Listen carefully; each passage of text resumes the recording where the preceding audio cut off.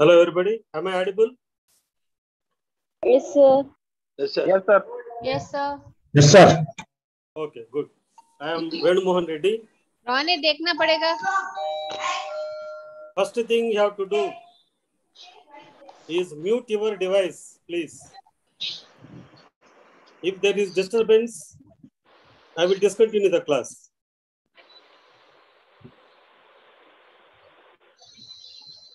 Only when you have something to say, if you have any doubt,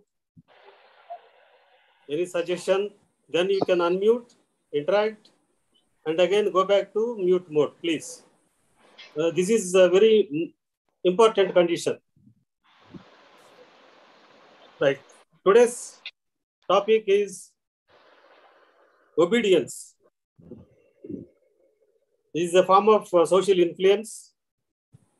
Social influence is actually a phenomenon that changes or makes attempts to bring about change in other person's attitudes, feelings, and behavior. So this is where we try to change the behavior of other people through change in their attitudes. That way, you must have known by now other forms of social influence like conformity and compliance. Obedience also is a form of social influence. It is a technique where you can influence other person's attitudes and behavior. If you compare or if you differentiate among these three concepts, that is conformity, compliance, and obedience. In conformity, there is no written norm. It is only an explicit or a combination of implicit pressure from other people. It is actually more of implicit rather than explicit. Nobody will suggest that you should agree with what other people are opining. That way, Solomon Ash's study reveals how people go by other people's opinions and judgments. So in the conformity, there is some implicit pressure. There is no written principle or norm, but still, that is how in the process of socialization, we take it for granted that go by majority. And in the compliance, there is direct request. Other person requests you to oblige. And it is up to you. Mostly people pay heed to other person's requests. And that is where there is a tangible, direct request from other persons to oblige. Whereas in the obedience, it is order, instructions, commands from superiors or authority. And without question, you have to follow your superiors or authorities' instructions, commands, and orders. There is no second thought. Just carry out silently what you receive from the hierarchy, from the upward, from top to the downward. So you are just following the orders as if you are acting like a machine. Now, can people show obedience to people whom they do not rate them as their superiors? Mostly in the armed forces and in some organizations, you have to just obey follow what the top authority has instructed or commanded. If you are questioning your existence in that organization, also faces trouble. So for your safety, you have to just oblige. There is no question of using your discretion, reasoning capacity, your social intelligence and all. No, you have to just keep them aside and just blindly oblige what your boss dictated to you to do. This is where obedience is observed in many day-to-day life situations, mostly in the armed forces, in military and certain organizations. But even people who do not have authority, who do not have any power to control others, also are capable of showing this obedience to other people. This is what Professor Stanley Milgram of Yale University in USA, he wanted to check whether people oblige when they receive instructions from people who are not exactly their bosses. And for this experiment, he chose pairs of participants. So usually for conducting a study, the researchers would invite, and of course, they will be paid some remuneration for having participated in their study. Apart from that, they are required to follow the instructions and cooperate in their study. That is a condition. And with that, they have taken subjects, participants. So in psychological studies and the medical field, a person who participates in the research investigation is called a subject with a capital S. Capital S is very important. So subjects or participants have been roped in. And here, usually, research study involves two positions, experimenter and a subject. Sometimes individual subject, sometimes group of subjects, 30, 40, 80, depending on the nature of the problem and availability of sample. And these are the two positions, experimenter and the subjects. But in certain studies, there is a third category of people who are termed as confederates. A confederate is an assistant to the experimenter or the investigator, but he pretends to be a genuine subject. You might question how far is it justifiable ethically, and somebody deceiving the genuine subjects as if they are true participants. But to explain certain phenomena, social phenomena, particularly when it is of use in understanding human behavior, this type of deception is acceptable. And these confederates also are participants, and they are chalked out into the research study in pairs. That is two people. So the investigator has cleverly programmed or planned his research design in such a way that in a pair, there is a genuine subject and there is a confederate. So two people.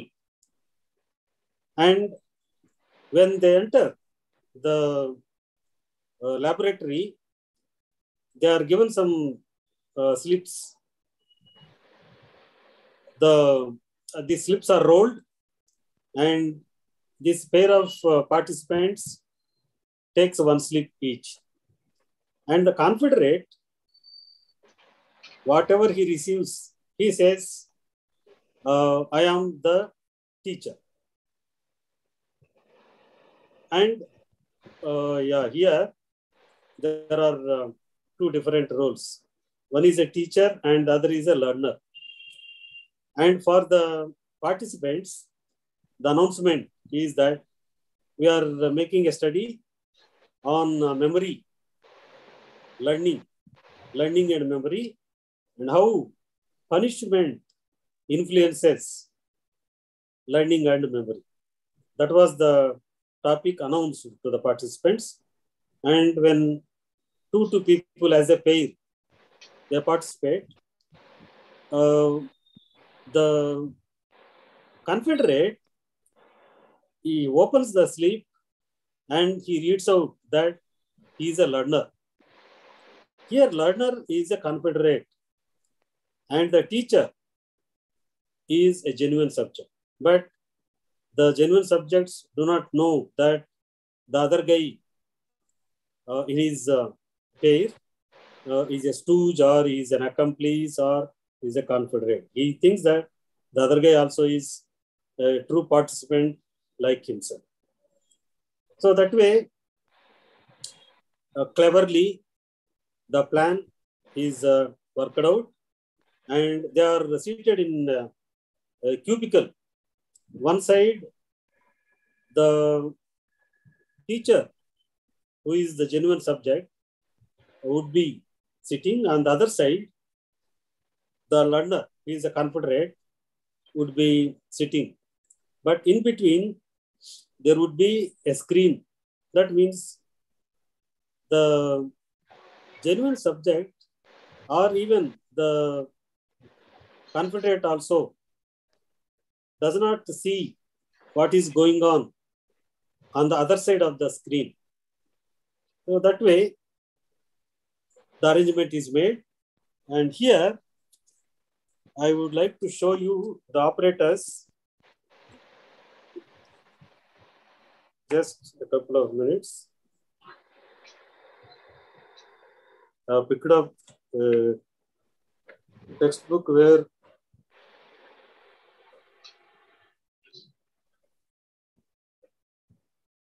the operators is photographed.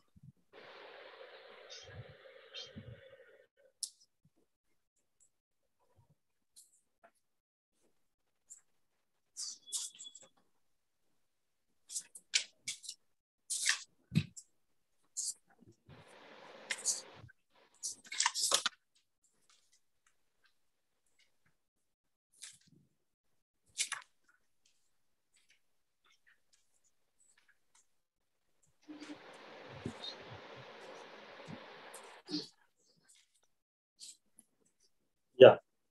So this is the photograph. Here, you find one person is tied to a chair, what you call strapping, and he is connected by a wire to the right side machine. And this instrument delivers, it has some knobs also. You can see a series of knobs. And there is a switch also below each of these knobs.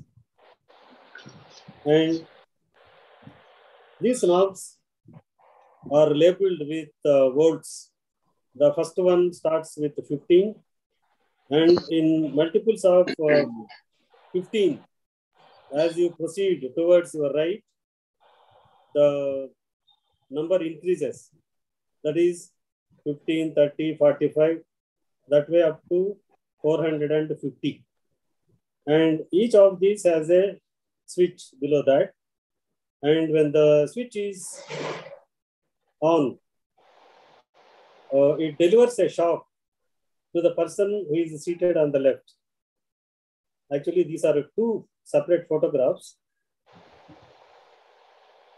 This is the instrumental arrangement. Now, what exactly is done in this experiment is that the person who is seated is a confederate and the other person, genuine participant, is a teacher. He would be giving some lists of words, pairs of words, like paired association we call. See, paired association is like this: flower, love; box, bag; hill, ocean. That way, some words are paired together and they are given some trials. And the learner's task is to repeat the paired word, associate word, when the first word is given. So, flower, the response, correct response is love. Box, then the learner must say bag. This is how the learning task is designed. And the instructions are given carefully and they are given some trials. After that, the learning trials begin. So whenever the teacher, that is the person who is playing the role of a teacher, a genuine subject, he reads out the first word and the participant, the learner's task is to recall the associate word. And if the learner makes a mistake, he is given a small shock. Initially, for the first error, he receives a 15 volts shock. Then, after a couple of answers, probably he might make another error. For the second mistake, now the shock intensifies to 30 volts. So that way, as and when the errors are committed, the shock level intensity goes on increasing. As the trials progress, the subject, that is the learner, after 3 or 4 errors, he starts moaning. Moaning is Moolakadam, Telugulo. It is a low voice, like that, as if it is painful. Then, as the intensity goes on, the people start screaming. Screaming is a shrill, loud kekantam, as if it's a very loud pain. And still, when the subject, that is the learner, receives 150 shock, volts shock, he makes banging sound against the wall of the cubicle where he is seated, or he just moves restlessly in his chair, making some sound. And as the intensity goes on, the learner, the confederate, shouts, "Sir, it is unbearable, please discontinue." And at this stage, the genuine subject, that is the teacher, looks at the investigator, what to do. But the investigator or the researcher tells him, you can just go ahead. And as the learner's complaint increases, and as he looks for suggestion from the researcher, he says, it is important that you must continue. So that way, this genuine subject is forced to carry on and oblige and continue with his procedure. Now, after certain trials, the confederate, that is the learner, he made no noise at all, as if he fainted. This is all faking actually. To be frank, except one 50-volt knob, the other knobs do not deliver any shock at all.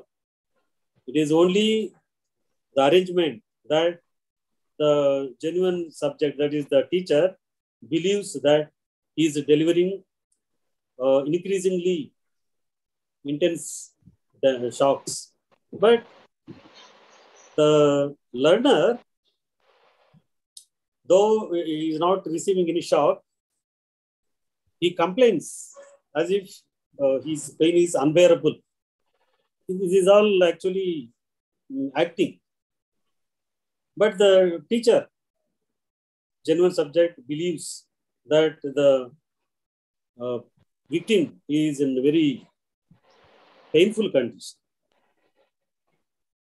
Now, these people were actually roped in as participants, and the investigator is not their boss or authority, and even the people who are drawn into this research, they are all not known to each other. This is where unanimity.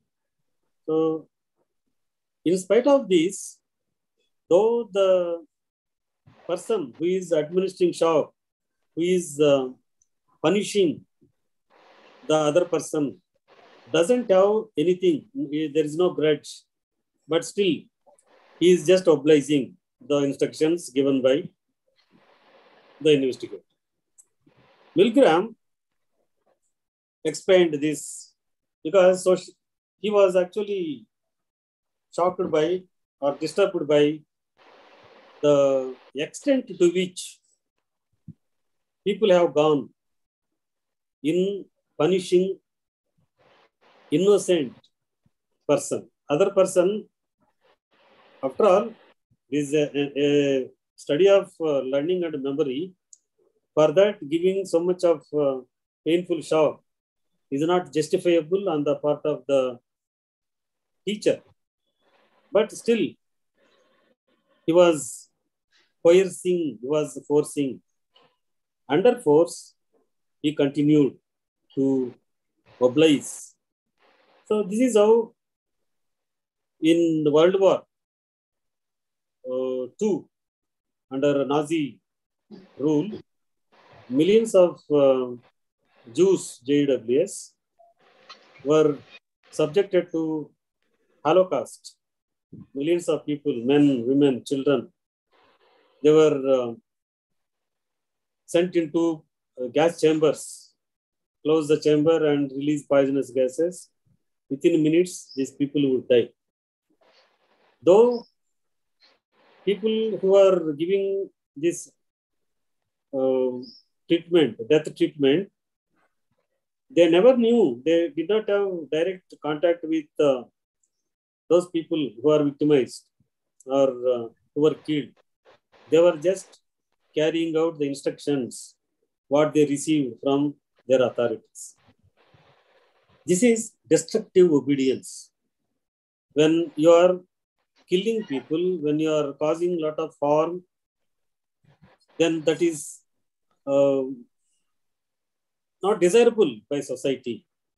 But the factors that control this type of coercion and obedience have been analyzed by Milgram. Though he was disturbed by the tendency of people to just obey their boss or authority, the social psychologists also started questioning. They were disturbed by the punishment given to innocent people. And Milgram justified that though these people pretended to be suffering or not pretending. Actually, though they have observed that the victims were in agony and intense pain, he followed it up with interviews by psychiatrists. And 40 of the participants in that study have been interviewed by psychiatrists after 1 year after the completion of this study, with 1 year gap. Around 40 participants have been interviewed, and they said they did not have any abnormalities. They did not get into depression or anxiety. That kind of abnormal trends were not observed. Another independent study also revealed that those people were, in fact, were pleased to have participated in that interesting study. Of course, after the experiment, Milgram briefed them up, and he explained to the real participants that the learners did not actually receive any shock at all. It was only the experimental plan that required this type of pretension by the Confederates. So that way it was clarified, and it was a happy finish. So Milgram justified that none of those participants have developed any psychological disorders or any symptoms like that. They continued to show good mental health, and that was how Milgram proved that it did not be always higher up or authority that is capable of producing obedience, but people who do not have authority, power also under certain conditions can produce the effect of orders and commands to show obedience.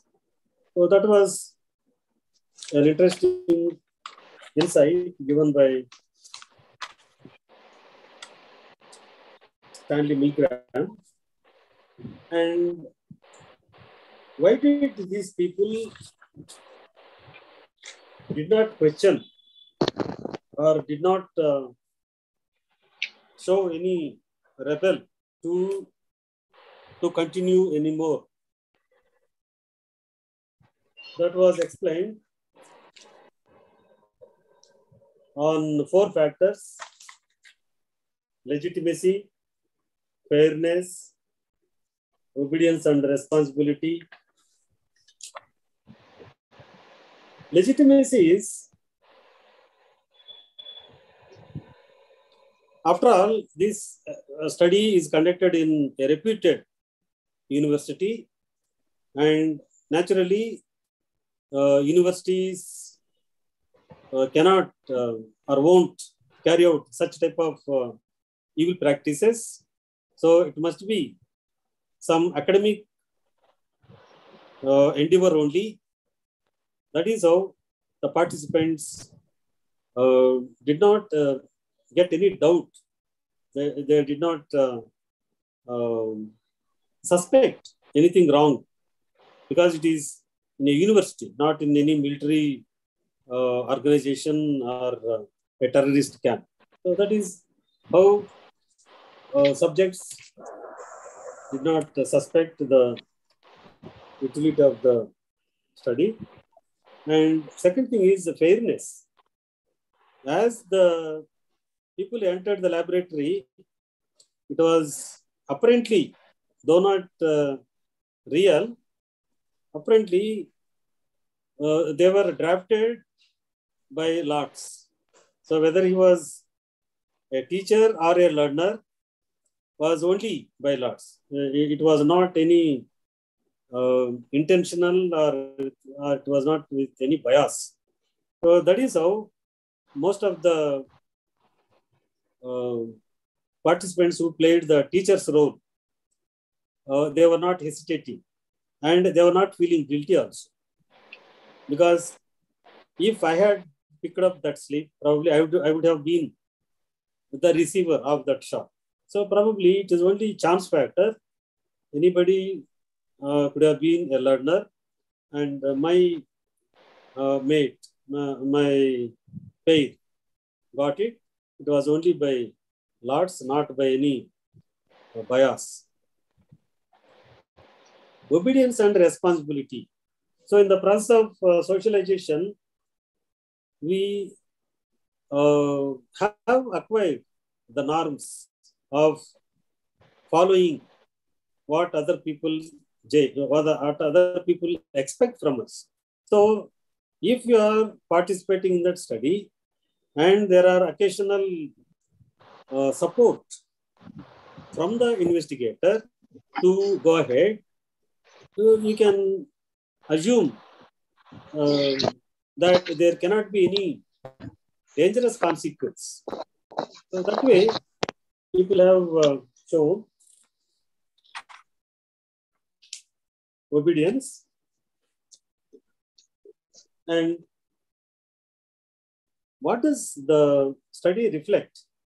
Milgram's experiments have shown that it applies, this kind of reflection applies more to the terrorist organizations, antisocial elements sometimes. Of course, we cannot be supportive to those people, but they are under the instructions of their superiors, authorities. So when somebody enters into or trespasses or infiltrates the borders and carries out attacks on civilians, and this is what at the borders of many countries, militant outfits, they would be causing a lot of harm, and those people are under the instructions of their bosses. Probably in the heart of hearts, they may not be so brutal, but they are just obliging the others because they have been roped into the militant outfits. So this is where the boss or the dictators or the supreme commanders of such militant outfits, they are the kingpins, not the people who are just obliging. Of course, they cannot be supported, but this is where the rationale operates. And factors like behavior and attitude, the power of the situation, if you change the conditions, probably people may not show that extreme destructive obedience. And what I explained just now is the fundamental attribution error. Fundamental attribution error is attributing causes to other people's as well as one's own behavior. When a militant or antisocial element is causing a lot of damage or attacking civilians and innocents, we think that he is exactly the brute, but actually he is under the directions or instructions and commands of his superior. If we won't think about his higher-ups, this is where fundamental attribution error operates. One doubt, sir. Yeah, please. Sir, here in obedience, this gentleman is acting as per the dictates of the boss. Yeah. Where is this fundamental attribution error will come to play, sir? Fundamental, to my understanding, fundamental attribution error means we see one or two attributes of a person and we come to a conclusion. It may be wrong also sometimes. Then only the fundamental attribution error comes into play. See, in the experiment, there is no fundamental attribution error. Sir. In the experiment, the teacher believes that he is acting as per the experimental procedure. And even, as I mentioned, some of the participants, they could not go ahead. And they were looking for suggestion and help from the researcher and the investigator. But the investigator's signal was to go ahead. No, you have to continue because you have agreed to participate in this study. Your role is to just follow the experimental procedure. And the learner, of course, he is a confederate and he knows the aims or the objectives of this experiment. So his role is to pretend as if he is suffering from a lot of unbearable pain and agony. So as far as the study is concerned, there is no attribution error at all. Now, this is a reflection.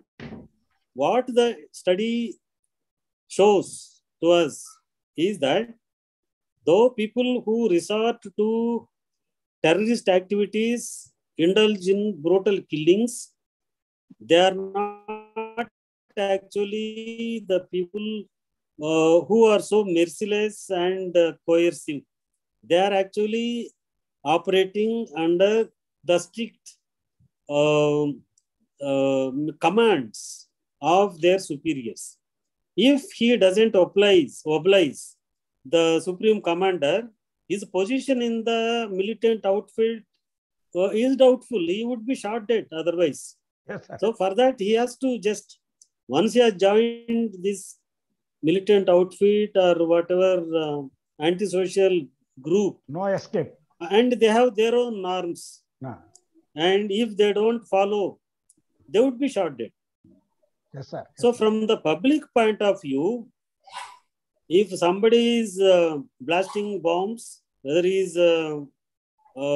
has a big network, whether he successfully carries out his mission, that is important for the higher-ups. So people who are behind these militant outfits, they are the real culprits. And of course, these people who have joined with the knowledge that they are they are causing harm, destroying public property and killing innocent people, joining such organization itself is a big error.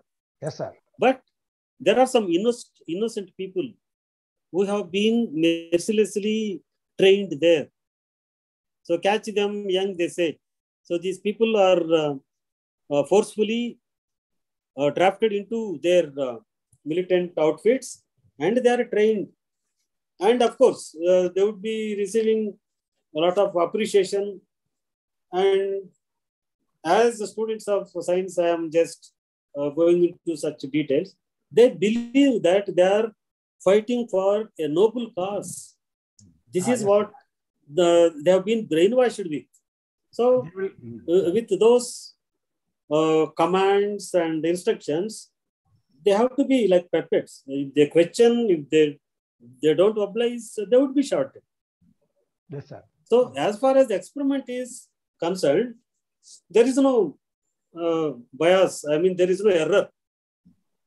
From this study, what we can gain insight is that this is where people who resort to antisocial or even anti-communal also, these people are operating under the strong instructions, commands, dictatorship So they dictate and these people oblige. You got your answer? Yes, sir. Yes, sir. Yes, sir. Yes. Right. Sir, Now, excuse me, sir. One doubt. Sorry to disturb. yeah. Like you said, no, like obedience is basically like somebody instructing and the other person, the learner, has to oblige.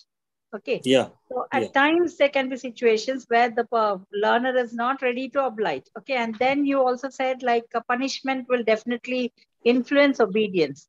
But that might lead to an aggressive behavior of the other learner, no, sir? If you are using the word learner, Okay. you are just confined to the experiment. Here, Okay. the learner pretty well knows that he is not receiving any shock. Okay. Okay, they are Yes. actually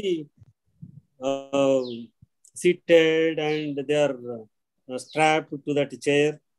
And Okay. this teacher also observes. Okay. While the learner is seated and strapped onto the chair, Hmm. the teacher observes. Afterwards, Okay. the screen is placed.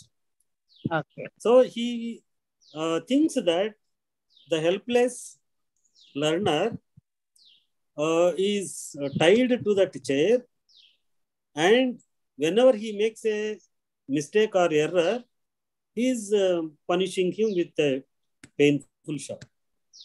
Okay. If you are using that word learner, but Okay. people who join such antisocial, anti-communal, or Okay. militant groups, voluntarily some people join. They think Okay. that they are serving a holy cause by Okay. spreading the religion or by getting their demands, Okay. justifiable demands. That is the pretext through which these people are drafted into such militant organizations. Okay. And they would be appreciated. You will receive,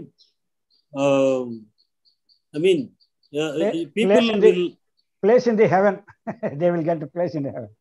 Right? You got your answer? Yeah, yes, sir. Yes, sir. Right. Thank you, sir. And the other part of this topic is modeling. Modeling is observing somebody whom you think is adorable, is good, skillful, and great. And of course, good. You model after somebody, and this is one form of learning. Here, the mechanism of learning, there are different forms of learning. By now, you know, classical conditioning, operant conditioning.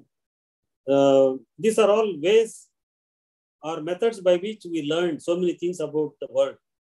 Observational learning or modeling are synonymous with each other. When you are modeling, you are watching some person, some object. It could be your favorite cricketer, football player, cine hero, or lyric writer, whatever the person is. You want to be like that. So you watch. And here there is a lot of cognitive component also. Memory, thought process. So you observe and you also try. So you have to remember what the other person has been doing. To be like the other person, you have to remember. This is where cognitive element comes into role. And you try to behave like the other person whom you have set as your model. So it is observational learning that we learn to do certain things. This is how we have learned how to brush our teeth, how to take a bath, how to use a fork for certain types of foods, only spoons for certain types of foods. So all these day-to-day life activities, not all, but most of the behaviors are the result of modeling. And this is what you mean by observational learning. Albert Bandura has given a wonderful explanation of how people do not just confine to reward or punishment. They learn by placing themselves. That is what you mean by vicarious. Imagine. So if somebody is beaten for say teasing a girl. Watching this, an observer, he realizes that if I do it, so far I have been contemplating of teasing some mischievous girls or somebody, whatever the other girl is. If I do this, and he watches, that fellow is rounded up by she team, and now he learns a lesson. For that, he need not have to wait for the punishment for in your case. While observing other people, that person has served as a negative model. So let me not do like that. So this is where the vicarious part and Bandura's theory. Anybody, what is Bandura's theory? What is the title of his theory? Anybody, please? You must have studied in general psychology also. Without referring to your book or referring to Google, can anybody answer what is his theory called? You are passive listeners. Now you are into second years. Now you have to first year, sir. First year. There are no shortcuts for learning any subject. Yeah. Not only psychology, any subject. You have to make a lot of effort. These lectures by guest faculties, they are only just 25% helpful to you. You have to be more involved. Yes, sir. Yes. His theory is social cognitive learning. Social in the sense you observe societies, other people, except you, everybody is a part of society. And cognitive. Cognitive refers to our thought processes. See, girls do not show physical aggression. Some 18-year-old girl, she knows, or she must have watched how boys would be fighting, using their fists, showing their muscle power, kicking at each other. And probably aggression on the part of the boys could be justifiable because there is a concept called the gender specificity. For the boys, okay, you can show physical aggression, but for girls, society, culture do not appreciate. If a girl is behaving in a masculine way, in the first family members only do not appreciate. In fact, she would be discouraged and even sometimes she would be chided. Don't behave like a boy. Such type of comments and criticism are very natural. Though this girl knows she doesn't show aggression in physical forms. This is where the cognitive factor, because that behavior is not appropriate on her part. So here she has observed, she knows how to behave, how to show aggression. But because somebody has shown it, she doesn't show it. So cognitive element there stops her from behaving like a boy. And probably she might show her frustration, aggression in a different way that is acceptable for females. And here, aggressive behavior is encouraged when people observe. The more people observe certain behaviors, the chances are the more higher that they also indulge in such type of behavior. And he has demonstrated, Bandura has demonstrated how children watching some aggressive scenes, episodes on the television, he observed that such people who have been exposed to such type of aggressive episodes showed aggressive behavior later on.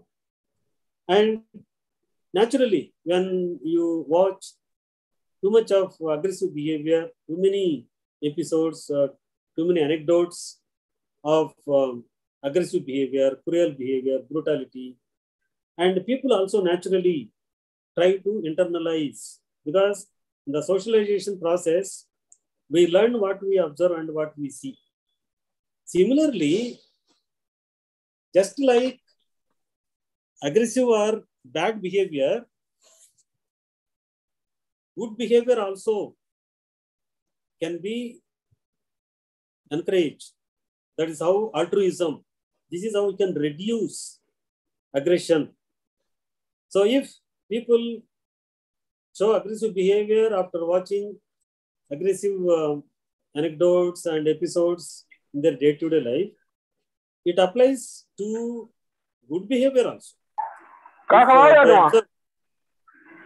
If people who are in need, they are in dire consequences, dire situations, they need help from society, and if they watch some people magnanimously helping the poor, the needy, then watching such behaviors, the observer also tries to show that behavior, helping and altruistic behavior.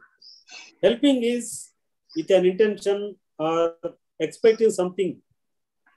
Then altruism is different from helping, because you don't expect any help from the receiver again. So if people are exposed to such type of environment, aggression and destructive obedience also could be reduced. So this is where, after all, for behaviorism, of course, Bandura is a behaviorist.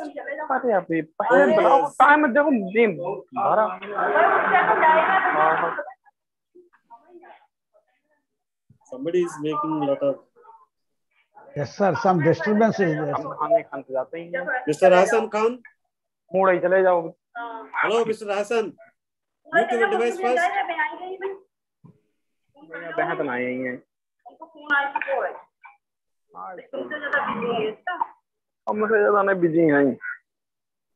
No common sense.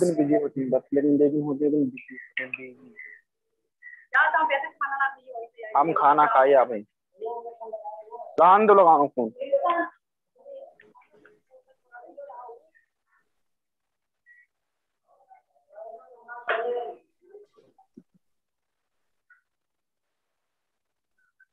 Right.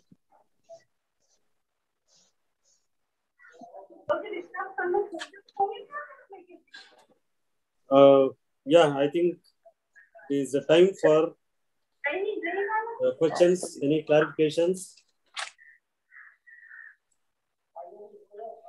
Because time is limited, I could not go into the details of modeling. Any questions so far? Any doubts? हम ना ये मोड़ आ जा हम मोड़ आ जा इन्हें बताओ हम मोड़ आ जा रे बरात हम अरे Mr. Hassan, would you keep quiet?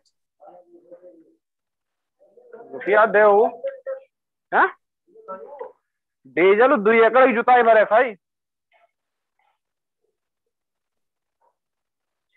जब जत्ती 6 एकड़ का है जुती 4 एकड़ है जब तब तक कुछ लगता ही नहीं Hassan ji, please take care of your background. Hassan ji, please take care of your background sound. It is very disturbing for us.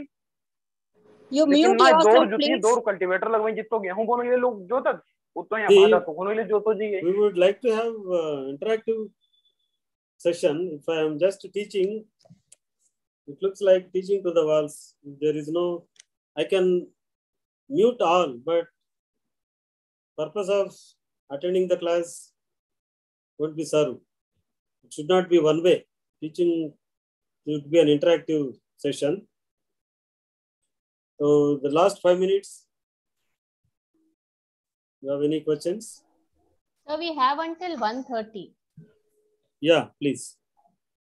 We have time until 1:30, sir. Not 1 hour. No, sir, 1.5 hours. Okay. So can you please tell about modeling altruism?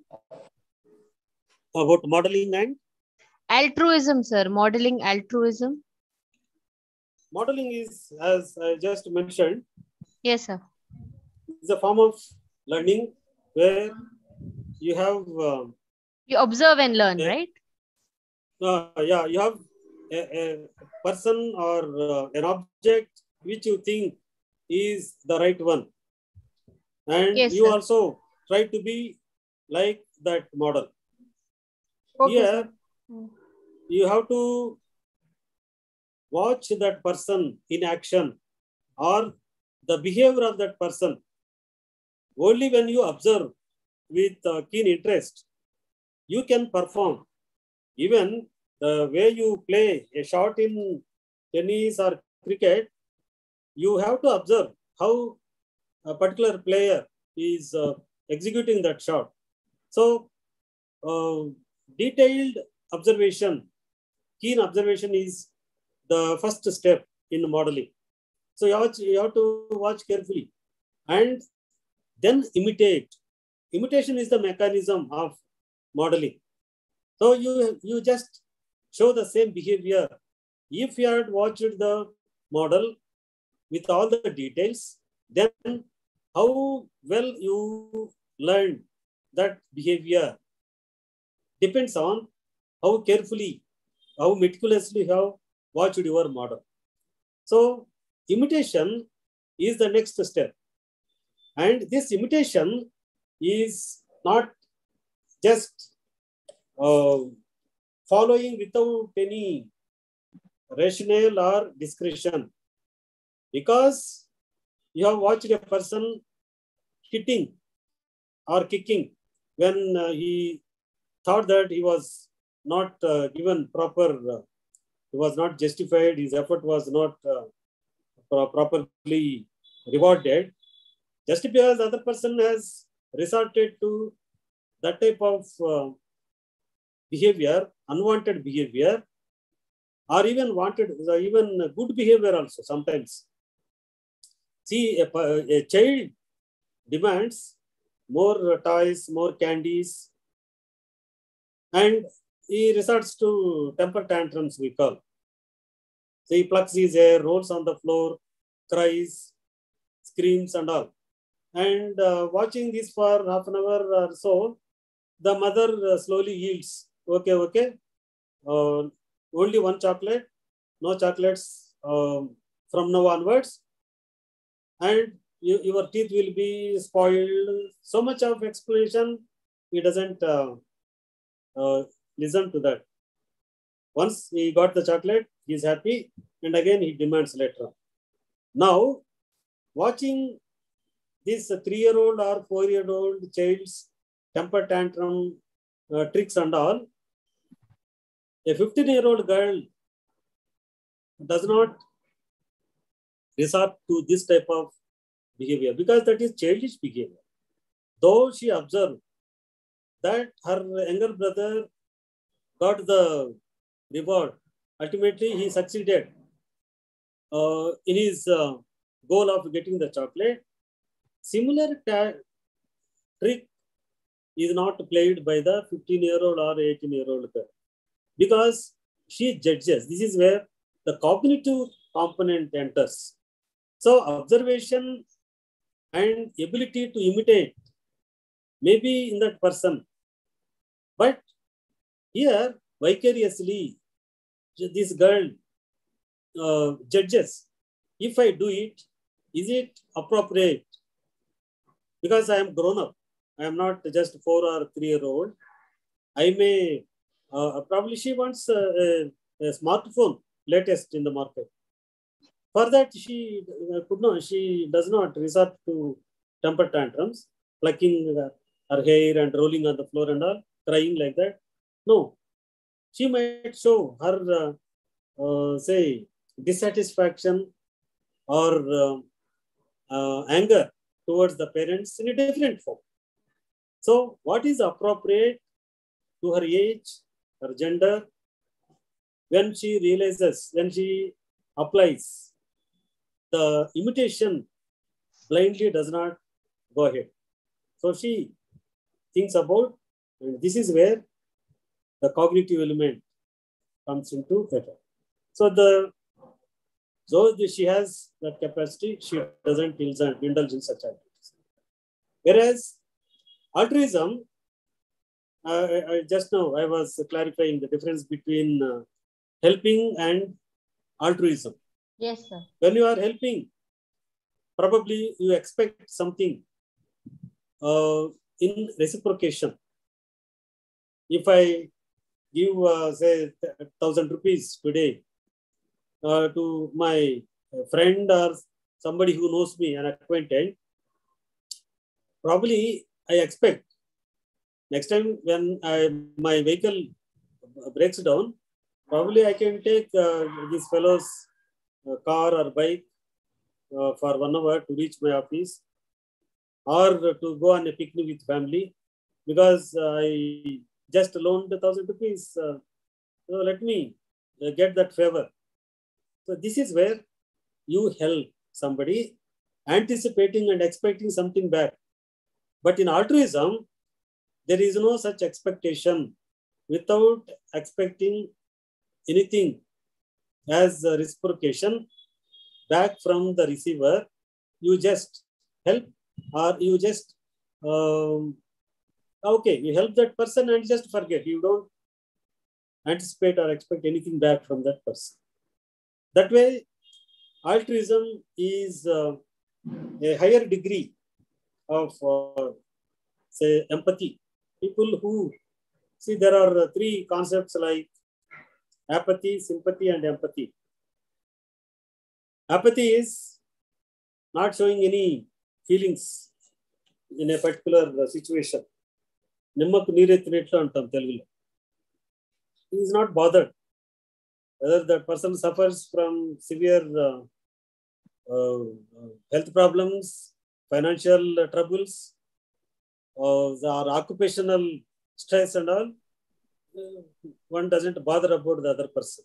Apathy. Sympathy is helping the other person, not helping, feeling for the other person. So somebody, probably your friend, after a couple of days missing, or probably he was not in touch with you, even on the phone also. After 2 or 3 days, his phone was being switched off. After 3 or 4 days, he meets you and says, my grandmother expired, or my father met with accident. Then, oh, is it like that? So let us go where father is hospitalized. Let me pay a visit to him. Oh, you lost your grandmother. How old is she? How did she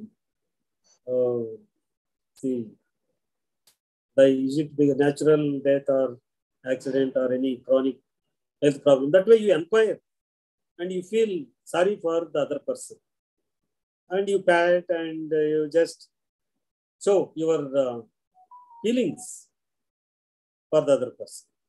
Empathy is even more involvement than sympathy. Feeling like the other person. It is like stepping into somebody's shoes, that's what they say.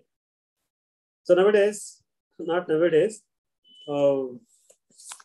since many days, people watching movies or some tragic incidents on the television, they also start wiping their tears. This is, you are emotionally so involved with the plight of the other person.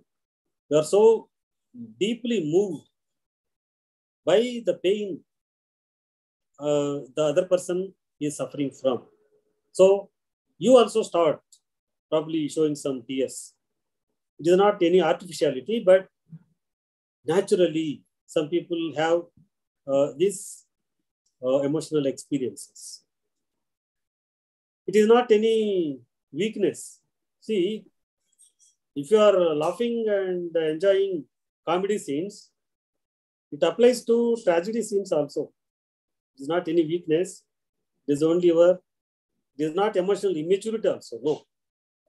People who have concern for others, they only have that kind of sharing that emotionality. And people who have both sympathy and empathy, they show altruistic behavior, helping other people and expecting nothing back from those receivers. So this is how, if children are exposed to such a type of scenes, experiences, anecdotes, they also imbibe that kind of the socially,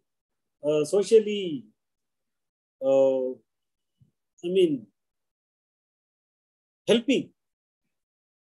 There are two types of behaviors: antisocial behaviors, and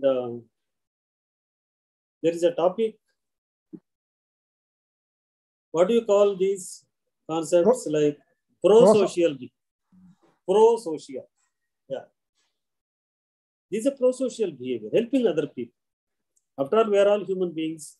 Religion, caste, economic status, financial status. These are all not permanent. Probably may sound philosophical, but this is a fact. Sometimes how richest people also end up in, say, having no money at all. Sometimes it happens. So if you have concern and sympathy towards at least your fellow citizens, sometimes go beyond humans, and they show that care and concern for even animals also. So not just pet animals, any animals.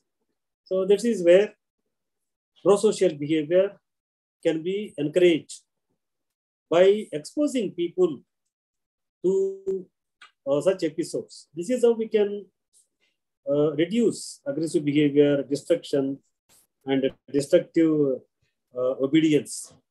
And here in the destructive obedience, it is only assumption that you have to follow the norms. Because you have been tapped into that study, there is we are obliged to follow the rules and regulations of the experimental procedure. But if you can we call it as a passive aggressive behavior, sir? Can you call it as passive aggressive behavior? Somewhere I read it in our passive aggressive behavior ante alagadam. ఇప్పుడు phone కొనియలేదు, you can follow Telugu? Yes sir, yes sir. Okay, just like an 18-year-old girl who was denied latest smartphone by the parents. She won't cry, she won't weep, or she won't hit back at the elder siblings. No, she just gives up taking food for a couple of hours, sometimes couple of days. This is passive aggression.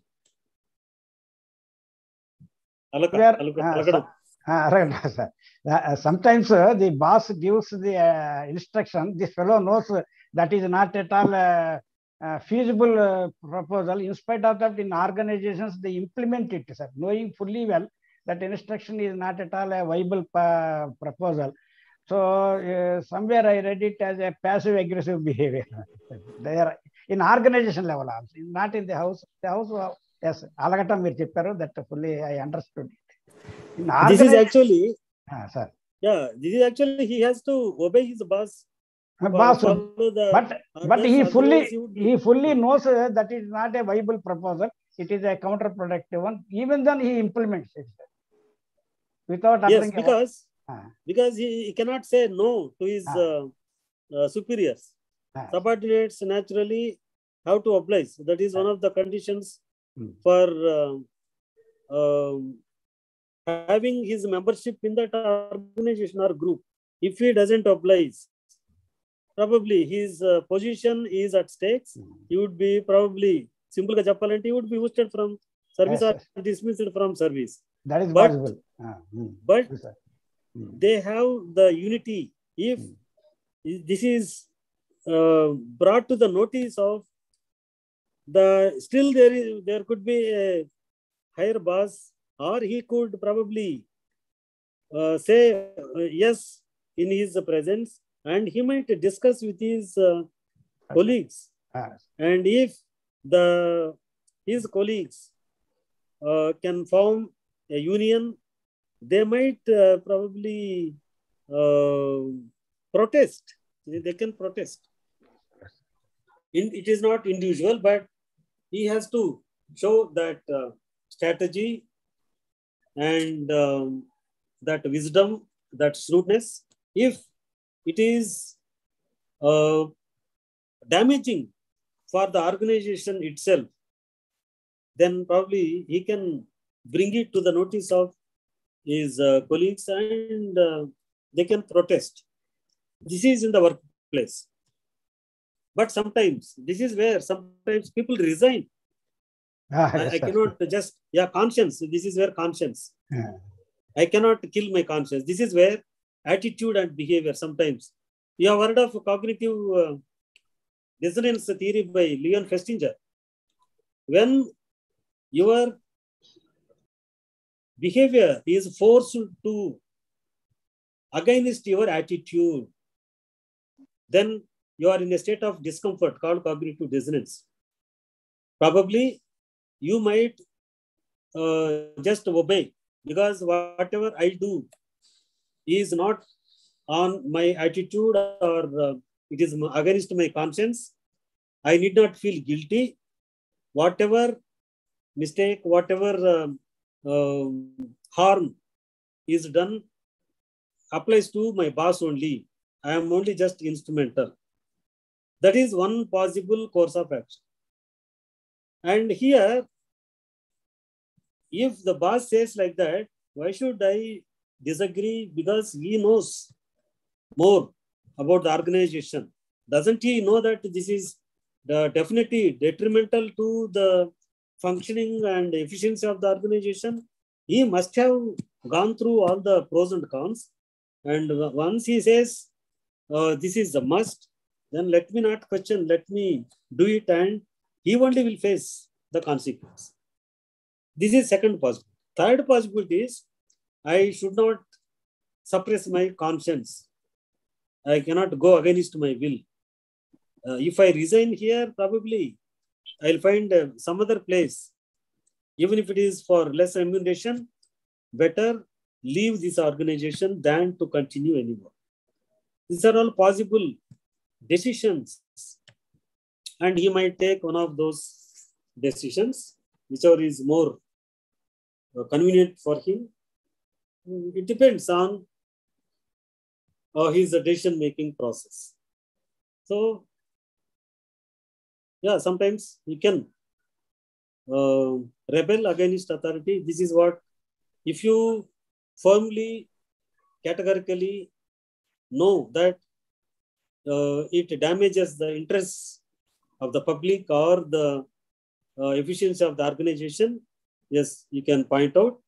But still, your boss did not awake, then probably either to quit or fight.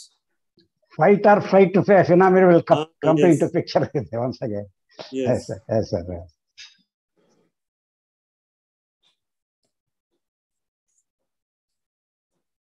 These are how emotions dictate to our thoughts and decision-making processes. And any other questions? Sir, you touched upon that Bandura, sir. We are first year students, sir. That I slowly referred on my previous pages, sir. Somewhere Bandura, Bandura, that is imitation, mimicking, and modeling, and inspiring, and all these things came in Bandura's aspect. I am not very sure about it. But in our lecture, you have clarified. We have to use our cognitive faculties, whether to imitate a particular trait or not. Rightly, you have pointed out in a teenage girl, right? That I could understand, sir. So, imitation with our discretion also, it should be there to find out. And one more thing is, sir. Learning also comes under modeling, sir. Which one? Unlearning. Unlearning. If it is probably when you watch somebody singing, probably if he is a good singer, you also like to see. There are many people who listen to their famous singers, or even a cricketer. They watch how their favorite cricketer is playing particular shot, whether it is hook shot or cover drive, whatever shots they are playing, or a bowler, how he is bowling a bouncer, or there is a delivery called Yorker. See, whatever the delivery, whatever the style of batting, he observes. And the result, after playing that shot, whether he could get a score of 4, 6, or he got out playing that shot, the result, the consequence, that also is very important. This is where again cognitive. Just because he observed, he won't play that shot. What is the result of that? Here, reward. Bandura has given importance to reward also, but it is not the reward alone that determines whether you learn a particular behavior or not. It is your appropriateness. If I do it, do people appreciate me? This is what you call vicarious learning. You place yourself in that situation. So this is quite often how you would be rehearsing how to behave. If I attend a particular examination or a function, how should I behave? We have this habit of rehearsing because that is a very, if you think that is a very, very important gathering, because there are so many people watching you, and sometimes you may probably getting an opportunity to watch one of your favorite girlfriends or boyfriends, whoever it is. So probably you want to behave in a particular way. This is how vicariously you plan. If I do this, what happens? If I approach this way, what would be her reaction? If I go with this approach to my boss, if he says yes, how should I react? If he says no, how should I defend? And how should I highlight the plus points in my proposal?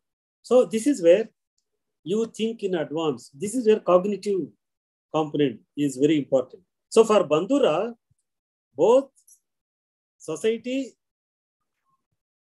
that is environment, as well as your thought process, cognitive element, both are important. That's why his theory is special. He did not confine only to environment, because though he belongs to school of behaviorism, behaviorism argues that all our behavior is learned from our environment. This is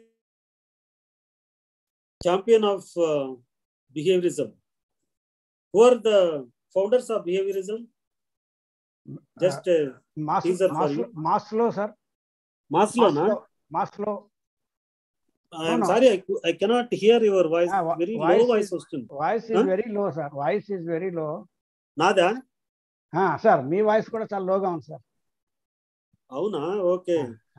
But so far nobody complained. No, your voice is okay, sir. There is problem with my system, maybe. No, sir voice is okay. Sir voice is okay. Okay. My question was the founders of behaviorism. Your founders of behaviorism, I think Freud, sir, if I am correct. Your first year or second year? First year, sir. First year, sir. Okay. Freud psychoanalysis. Freud's school is psychoanalysis, not behaviorism. Behaviorism ki founders Ivan Pavlov, B.F. Skinner. Pavlov classical conditioning theory. Skinner's operant conditioning or instrumental conditioning theory. Inka other schools like Gestalt school, Max Wertheimer, Kurt Kofka, Wolfgang Kohler, these people, Germans, they have started the school of Gestalt. And Guthrie, Thorndike, these are also members of behaviorism. But the champion of behaviorism is Watson. Watson says, today whatever we are because of our environment. Whether you are a criminal, a drug addict, a lawyer or engineer, whatever you are is because of your environment. Environment ante chettu chamulu kaadu. Society in which you have been brought up. Yes, first your family, then your peer group, your friends, your relatives, close kith and kin, your teachers, the school, the college, or the university where you studied. All these is environment. So that's where Watson through this challenge, give me half dozen healthy children, I can make them whatever you want them to be. Lawyer, engineer, alcoholic, all is in the environment. And Bandura also believed in behaviorism, but he gave importance to cognitive element. This is again cognitive school, cognitive approach. Cognitive approach is about information processing. What you see, what you pay attention to, what you retain, your memory, your thought processes, your reasoning, planning, decision making, all these thought processes are very important. Bandura has combined both the cognitive element and the behavioristic element. That's why his theory of social cognitive theory has explained much of the behavior. Okay, somebody made a request to end the class.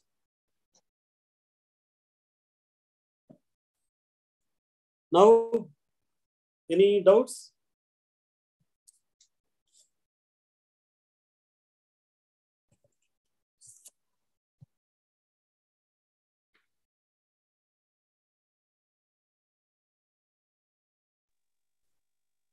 Can you hear me? Yes, sir. So just Yes, one sir. small Yes, sir. clarification. Now, as you said, people learn from the environment, right? Yeah. Okay. So starting, let us take a simple example of a family. A family of example of a family. Okay. Okay. So 2 or 3 children. Okay. Out of the 3 children, like the family is good and so on. One child turns out to be like maybe getting into the worldly pleasures and so on, like getting addicted to various drug abuse and so on. So it's not now like none of the family members have that habit. So then how exactly like we can justify saying it's a family that plays a role in that? Here, children are bound to listen to parents and elders' advice up to certain age. Okay. Up to probably adolescence, 10-year, 11-year-old. Then the peer group is very, very powerful. They spend more time with the peer group members, friends. Okay. Once they start moving with friends, they spend very little time with family members. Yeah, that's true. And they have a very powerful influence. Peer group members have a very powerful influence. Sometimes children, adolescents, they probably they disobey the parents' advices. This is where parents have to be very clever and shrewd. They should not ban them from mixing with adults, their peer group members, but at the same time, they should keep a keen watch on their behavior, whether they are into bad company or good company. If they are moving with good friends, this is where Shakespeare says, tell me your friend, I can tell your character. So if they have a good friend, if you have chosen to move with such people, naturally they also develop such thinking. If they are into bad company, naturally they won't pay heed to the parents' advice. Though they know that it is for their good only, no, they won't. So here, as I mentioned, family only can influence to a certain age. Then that also is a part of environment. Okay. Peer group members, that's what, friends, they are also very powerful. They can influence, lot of influence. So that's what here, when we talk about obedience over here, sir. So in case the parents try to be a bit strict, so the child can retreat back, isn't it? He can become a little bit aggressive and so on. We cannot actually generalize. It all depends on how cleverly you handle such children. Okay. You must give some freedom, but at the same time, they should not misuse. Yes. You can help them only when they need your advice and your help. Okay. If you are going on giving instructions, directions, then they feel it as, as it's boring, like we are always irritated. behind They them. feel irritated. Correct. Yes, sir. So, if they are going with their bus pass every day, there is no point in, beta, did you keep your bus pass or did you check your license? You are going to use the bike and all. They just take it for granted. Don't go. See, don't give such foolish advice to me. This is where. So you have to be very cautious, and only when the children need your interruption, definitely you have to. So this is where child rearing is not so easy. So you have to be very tactful. Yes. You have to reward them instantly whenever they do good things, and the punishment they should be meted out should be in accordance with the mischief or error, the mistake they have committed. It should not be too harsh. It should not be delayed, and it should be driven to their mind that it is there for well-being only. It is not so simple. That's why child rearing practice is such a Herculean task. 50% of our children are molded because of our parental style also. Yes. So this is where you have to be cautious, and restricting too much definitely causes rebellious behavior. So they should be given some freedom. They also should be given a chance to voice their concern, their problems.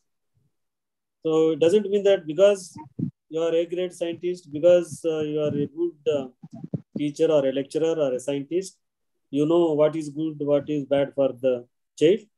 No, you must listen. You should be a good listener also. When they have some complaint. Yes. Thank you, you sir. Got the answer? Yes, sir. Yes, sir. Thank you, sir. Thank you. Good day, all of you. Thank you, sir.